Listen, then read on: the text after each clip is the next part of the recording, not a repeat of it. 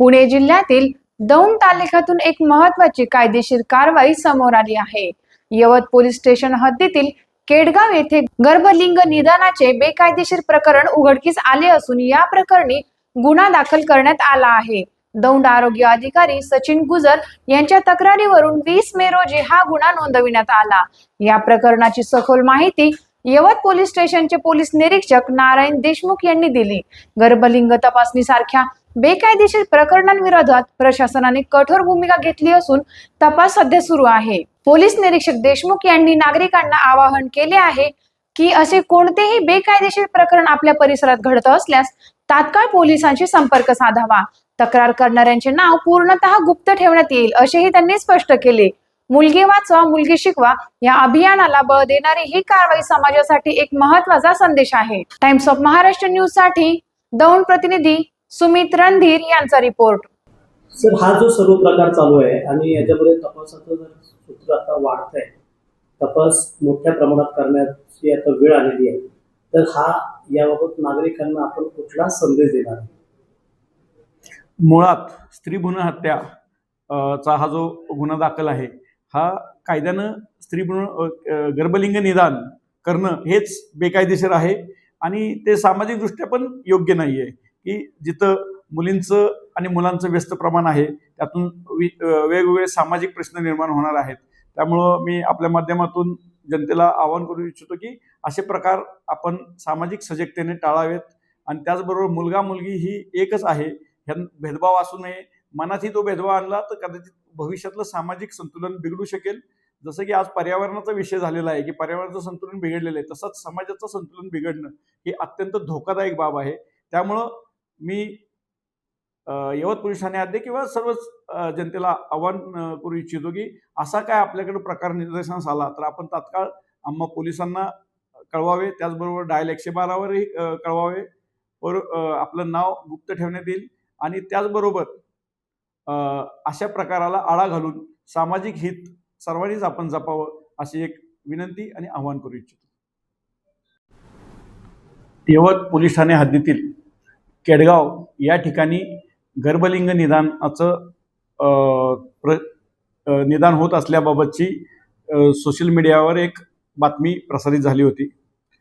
त्या अनुषंगाने काही पत्रकार, दैनिक वर्तमानपत्र यांनी ही बातमी केली होती। त्या अनुषंगानं डॉक्टर सचिन गुजर दौंड रुग्णालयाचे वैद्यकीय अधिकारी आहेत, यांनी दिलेल्या तक्रारीवरून 20 मे 2026 रोजी यवत पोलीस ठाणे येथे गुन्हा दाखल करण्यात आला होता। त्या गुन्ह्यातील निष्पन्न आरोपी अण्णासाहेब गिरी यास अटक करण्यात आली होती। तदनंतर त्याची आज रोजीपर्यंत पोलीस कस्टडी आहे। त्या कस्टडीमध्ये त्याला मदत केलेले, त्यानं त्या अनुषंगानं जे यात आरोपी निष्पन्न होत आहेत त्या आरोपीपैकी एक अतुल जाधव की ज्यांनी गर्भलिंग निदानानंतर गर्भपात केल्याबाबतचं तपासात निष्पन्न झालं, त्यांना अटक करण्यात आलेली आहे। त्याच अनुषंगानं सदर गुन्ह्यात नरेंद्र ठाकरे की ज्यानं या अण्णासाहेब गिरी यास मशीन दिलेली आहे त्यासही आरोपी करण्यात आलेला आहे। सध्या सदरचा नरेंद्र ठाकरे हा आरोपी लोणी राहता या ठिकाणीही एक गुन्हा दाखल आहे, त्या गुन्ह्यात अटक आहे। त्यामुळे त्याचा पोलीस तपासात आम्ही ताबा घेणार आहोत। त्याचबरोबर या गुन्ह्यात सहभागी असलेले इतर 2 डॉक्टर निष्पन्न झालेले आहेत, त्यांनाही आरोपी केलेले आहे। त्यातील मंदार माळी हे किकवी तालुका भोर येथील डॉक्टर आहेत व त्याचबरोबर सुंदरम कदम राहणार उरळी कांचन हे 2 डॉक्टर निष्पन्न झालेले आहेत। ते दोन्ही डॉक्टर गुन्हा दाखल झाल्यापासून तपासाच्या दरम्यान फरार आहेत।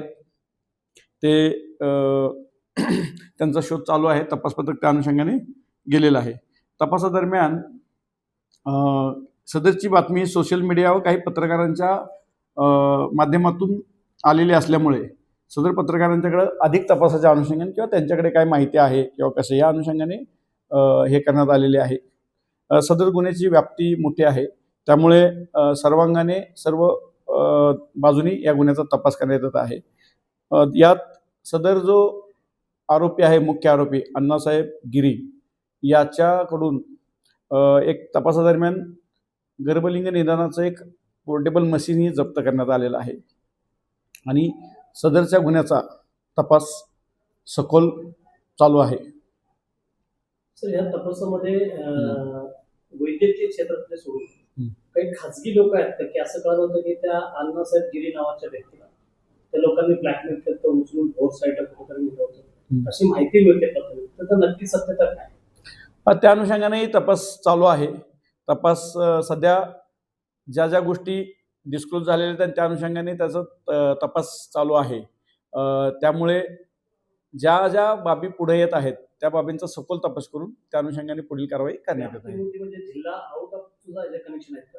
नाही, जिल्हा आउट असं माझं म्हणणं नाही, कारण हा भरपूर दिवसापासून चालत असलेला प्रकार असल्यामुळे नक्कीच याची व्याप्ती बाकीच्या जिल्ह्यात पण तपास गुन्हे दाखल आहेत. जसं की वाहुरीला मागच्या 2 महिन्यापूर्वी एक गुन्हा दाखल आहे, राहत्याला एक दाखल आहे, बार्शीला पण काही दिवसापूर्वी एक दाखल आहे. त्यामुळं गुन्ह्याची जर तपासात जर व्याप्ती हे झाली तर त्या अनुषंगाने पोलिसांचा तपास चालू आहे.